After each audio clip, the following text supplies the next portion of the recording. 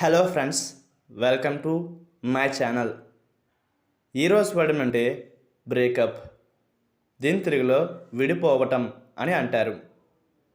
దీని definition the end of A relationship అంటే తెలుగులో సంబంధం విడిపోవటం.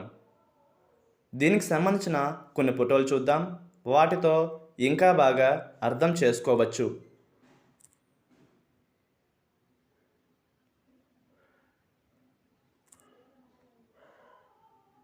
అలాగే దీనికి సంబంధించిన కొన్ని ఎగ్జాంపుల్ చూద్దాం.